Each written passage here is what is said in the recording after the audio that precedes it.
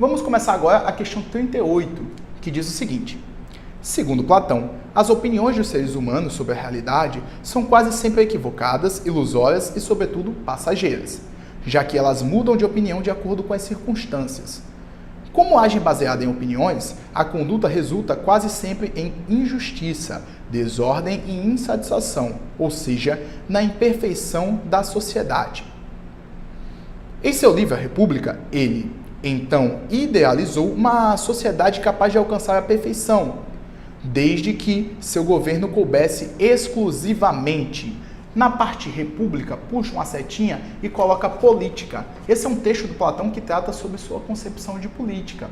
E também tem um outro termo aqui interessante, que ele fala da perfeição, uma sociedade capaz de ser perfeita. Essa sociedade, você puxa uma setinha, ele chama de uma sociedade ideal. Então, para o Platão, é possível sim um mundo ideal, não é um elemento utópico.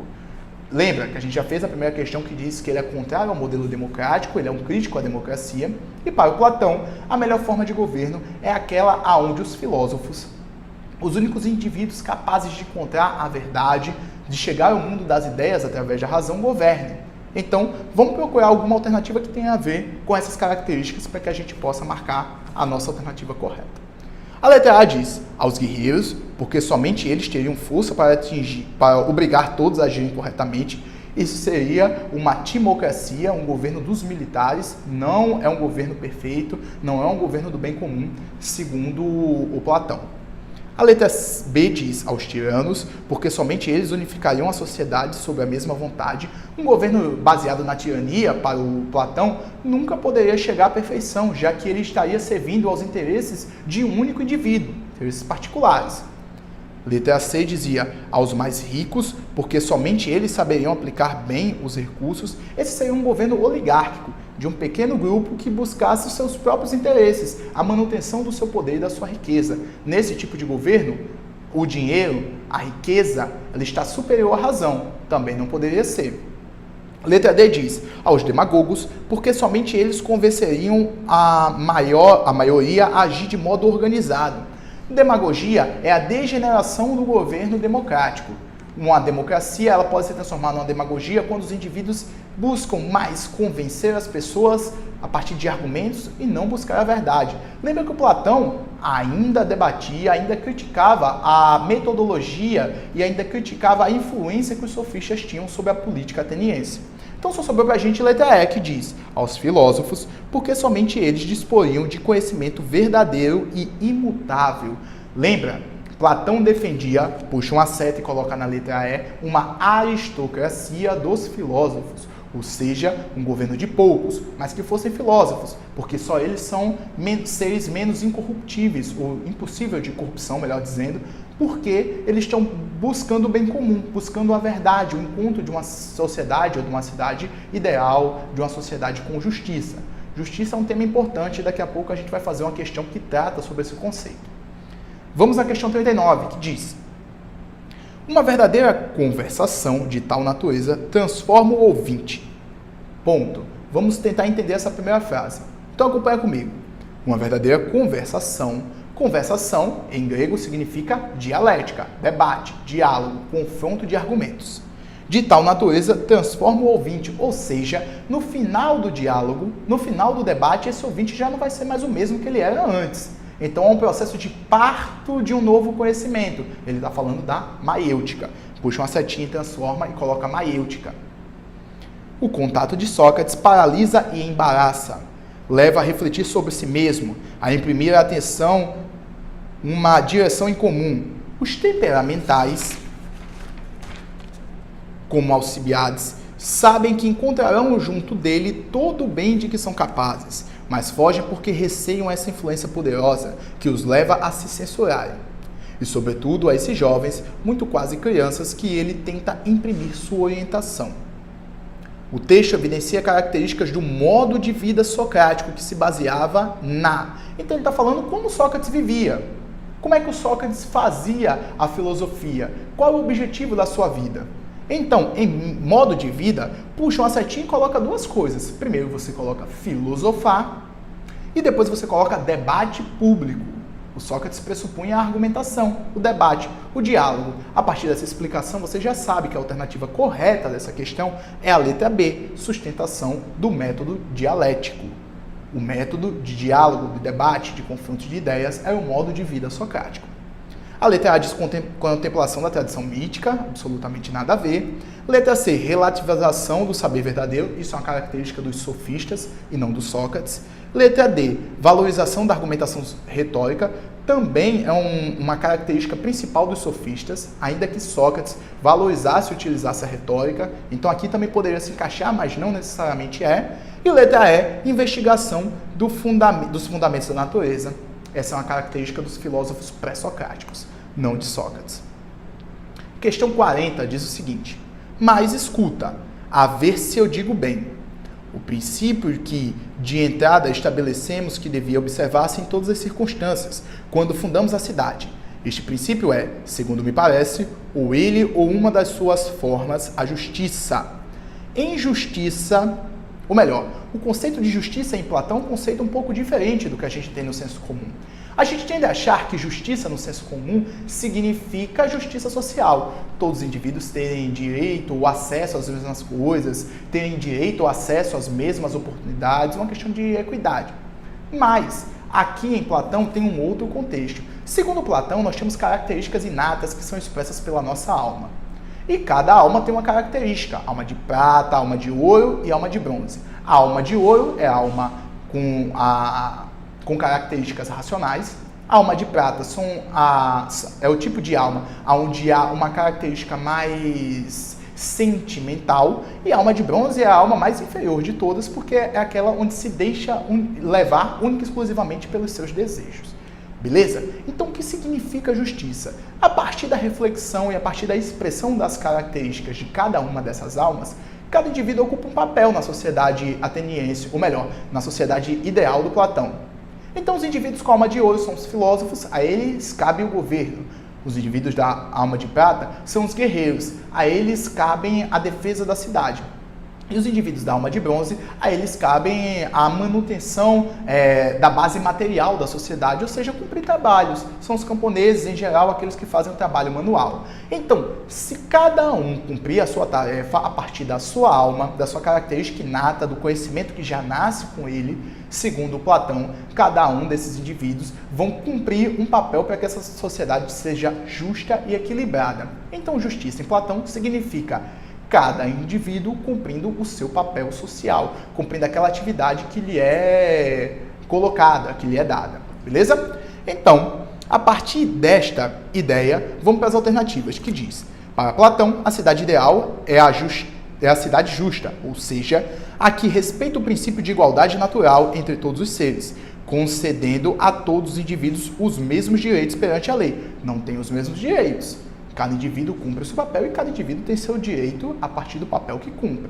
Filósofo é filósofo, guerreiro é guerreiro, camponês, trabalhador é trabalhador. Letra B diz: Platão defende que a democracia é o fundamento essencial para a justiça. Opa, já sublinha para mim, ele não é um defensor da democracia, ao contrário, é um crítico dela. Uma vez que permite a todos os cidadãos o exercício direto do poder.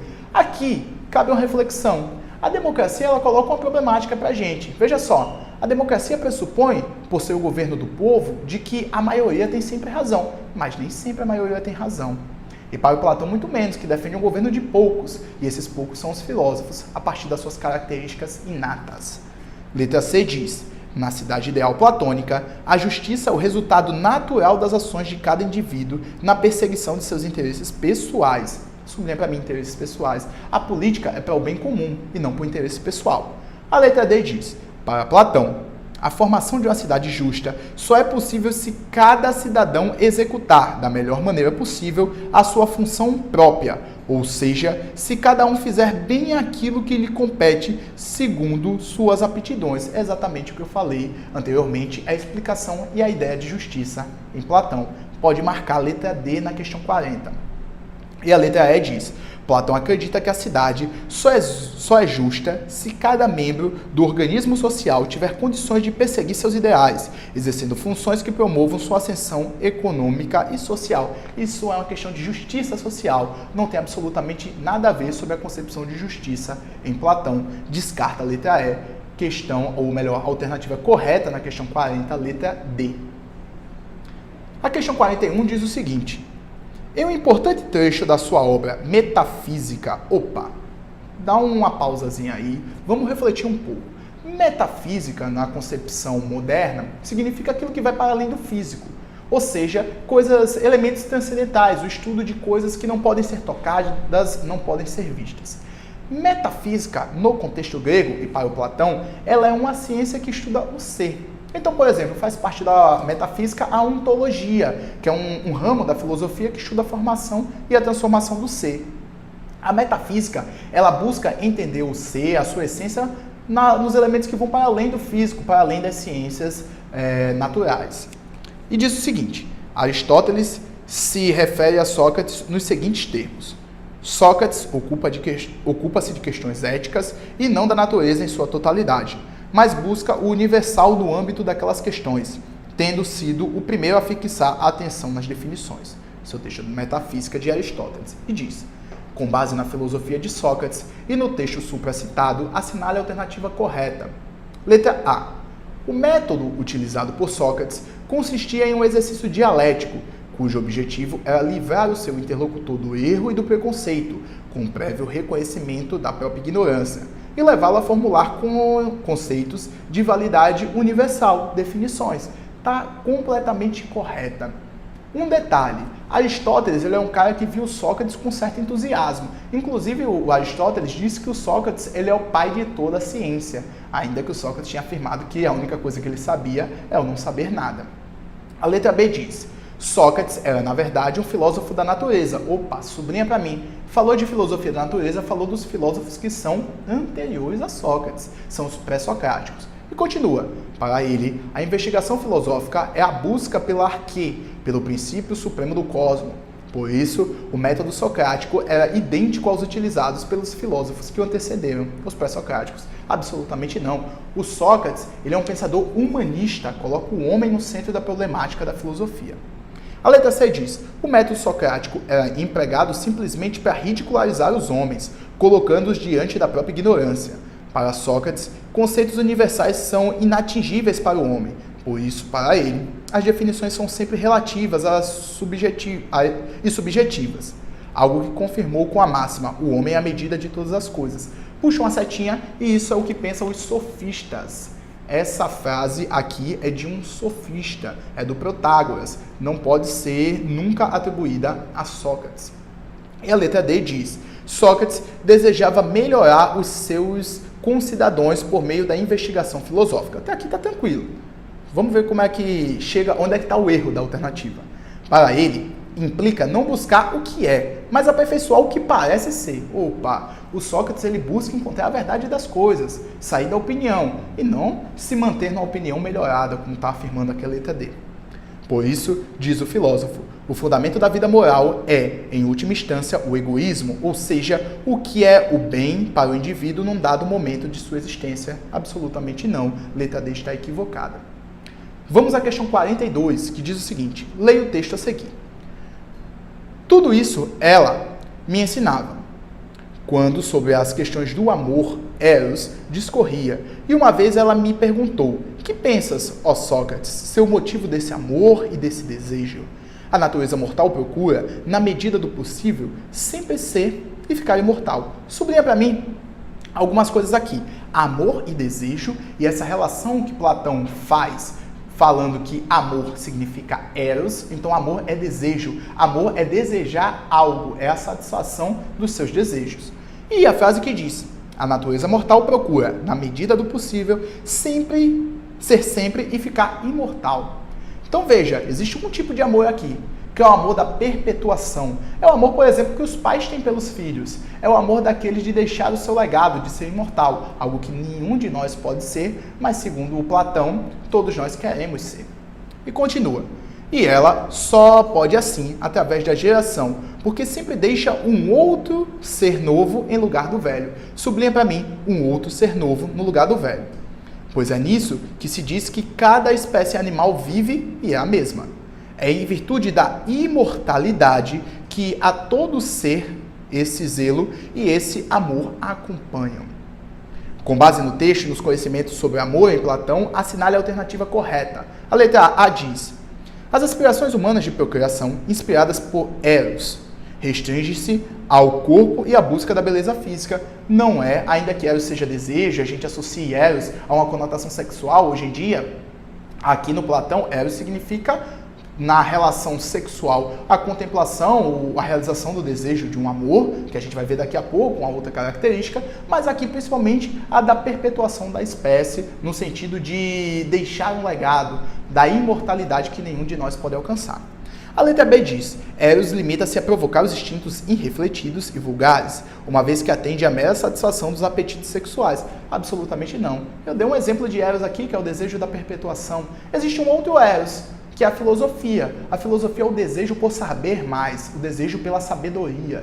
Existe o Eros também do desejo daquilo que lhe completa, daquele amor idealizado, do amor platônico. A letra C diz: o Eros físico representa a vontade de conservação da espécie e o espiritual, a ânsia de eternização por obra que perdurarão na memória. Absolutamente correta, pode marcar a letra C. Vamos ver por que a D e a E estão incorretas?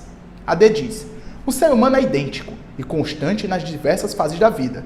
Por isso, sua identidade iguala a dos deuses. Absolutamente não tem nada a ver, não tem nem como chegar a uma conclusão porque a letra D está errada por diversas formas. É um amontoado de palavras que não faz o menor sentido. E a letra E diz: os seres humanos, como criação dos deuses, seguem a lei dos seres infinitos, o que lhe permite a eternidade. Nenhum ser é eterno. Ainda que você vai dizer o seguinte: Platão diz que a alma é eterna. Beleza, mas o ser, enquanto unificação do corpo e da alma, ele não é eterno porque o seu corpo ele é perecível, o seu corpo ele é mortal. Beleza? Letra E também não pode ser. Vencemos a questão 42 com o gabarito letra C. Vamos à questão 43, que diz: Platão foi um dos filósofos que mais influenciaram a cultura ocidental. Para ele, a filosofia tem um fim prático e é capaz de resolver os grandes problemas da vida. Considera a alma humana prisioneira do corpo. Sublinha para mim aqui e coloca a caverna de Platão, onde ele demonstra como os sentidos são ilusórios e o corpo ele aprisiona a nossa alma, que já é detentora de todo o conhecimento. Vivendo como se fosse um peregrino em busca do caminho de casa. Para tanto, deveria transpor os limites do corpo e contemplar o inteligível. Assinale a alternativa correta. A teoria das ideias não pode ser considerada uma chave da leitura aplicável a todo o pensamento platônico.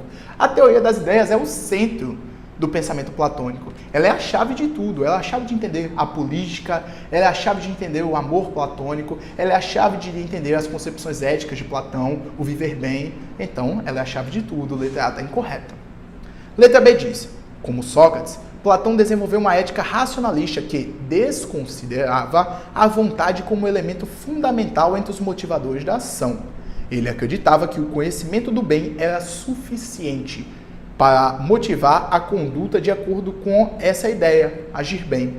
Sublinha para mim desconsiderava e sublinha para mim o conhecimento do bem era suficiente. Não basta você ter boas intenções. Você tem que praticá-las. E a prática, isso daí é uma expressão do seu inatismo, do seu conhecimento, da sua alma. Letra B está incorreta. A letra C, que é bem grande, ela diz o seguinte: Platão propõe um modelo de organização política da sociedade que pode ser considerado estamental e antidemocrático. Até aqui está corretíssimo. Lembra, uma aristocracia dos filósofos. Para ele, o governo não deveria se pautar pelo princípio da maioria. Também está correto. As almas têm natureza diversas, de acordo com sua composição, e isso faz com que os homens devam ser distribuídos de acordo com sua natureza, divididos em grupos encarregados do governo, do controle e do abastecimento da polis. É grande, mas está completamente correta a letra C, pode marcar ela. A letra D diz: Platão chamava o conhecimento de verdade, da verdade de doxa. Platão não chamava isso não. Platão chamava a verdade de razão, ou melhor, que a verdade era atingida pela razão. Doxa significa opinião. Opinião e verdade são coisas completamente distintas. E contrapõe uma a outra de forma de conhecimento inferior, denominada de episteme. Episteme significa ciência, conhecimento científico. O conhecimento científico ele nunca é inferior à doxa, à opinião, ao contrário, ele é muito superior. Letra D não poderia ser, e letra E diz, para Platão, a essência das coisas é dada a partir da análise de suas causas material e final. A unificação da causa material e final, quem fala sobre isso é Aristóteles, na sua Teoria das Causas. Sublinha para mim, coloca Aristóteles. E a unificação da causa material com a causa final é o que a gente chama de substância, que é o ser enquanto ele ser. É a sua forma e a sua matéria. Beleza? Então, questão 43, gabarito letra C. Estamos encaminhando para o final, vamos chegar à questão 44, que diz o seguinte. Estamos, pois, de acordo quando, ao ver algum objeto, dizemos, este objeto que estou vendo agora tem tendências a assemelhar-se a um outro ser, mas, por defeitos, não consegue ser tal como o ser em questão e lhe é, pelo contrário, inferior. Então, o ser que a gente vê, a gente tende a achar que é perfeito, mas ao contrário, ele é inferior, porque ele é uma imitação no mundo sensível daquilo que existe no mundo das ideias.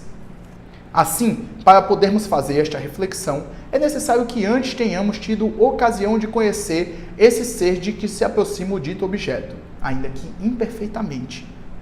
Na epistemologia, ou seja, na teoria do conhecimento platônica, conhecer um determinado objeto implica.